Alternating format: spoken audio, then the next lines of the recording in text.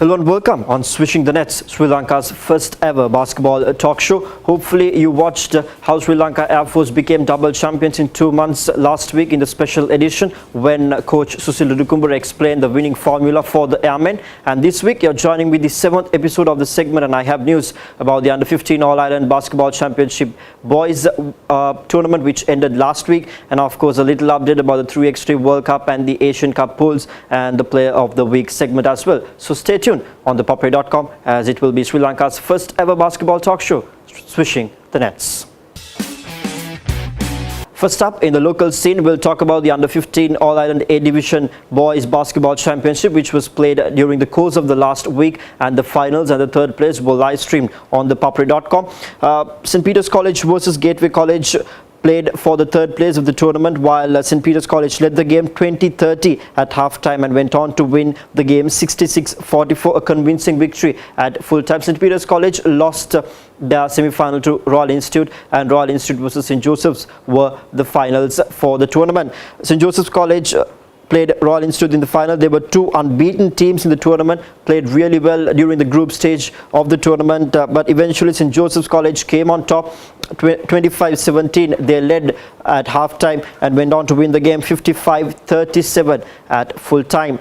The top scorers for St. Joseph's were Shehan Fernando with 26 points in the final, while for Royal Institute, Yazid Makoon scored 14 points. And in the consolation final, Hamad Hamid scored 28 points for St. Peter's College, while Mirtesh Twagaraja scored 21 points for Gateway College. And the special awards, the best defensive player was awarded to Hakim Ziad of Royal Institute, while the best offensive player was awarded to Janit Fernandopoulos of St. Joseph's College, and then the most valuable player was awarded to Shehan Fernando of St. Joseph's College. That's what happened in the Under-15 All-Ireland Basketball Championship Boys tournament. The girls tournament is currently going on, so when we meet you next week, we will keep you updated on what really happened, who won the best defensive, offensive and the MVP awards of the girls tournament as well. And then also I said that we have a little update about the 3x3 World Cup pool and the Asian Cup pool.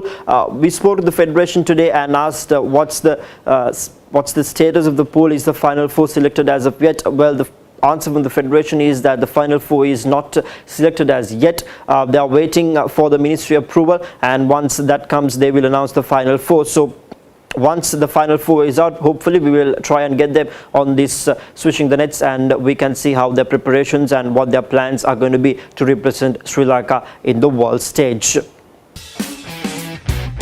In the Play of the Week segment, we are making a little change. From today onwards to the upcoming weeks, we'll be featuring one player from the national pool that was selected by the Sri Lanka Basketball Federation, one from the boys national pool and one from the girls national pool each week. And we'll start off with the girls national pool. We'll start off with one of the most experienced campaigners that Sri Lanka Basketball has in terms of women's players, Erandi Gallage, ladies and gentlemen.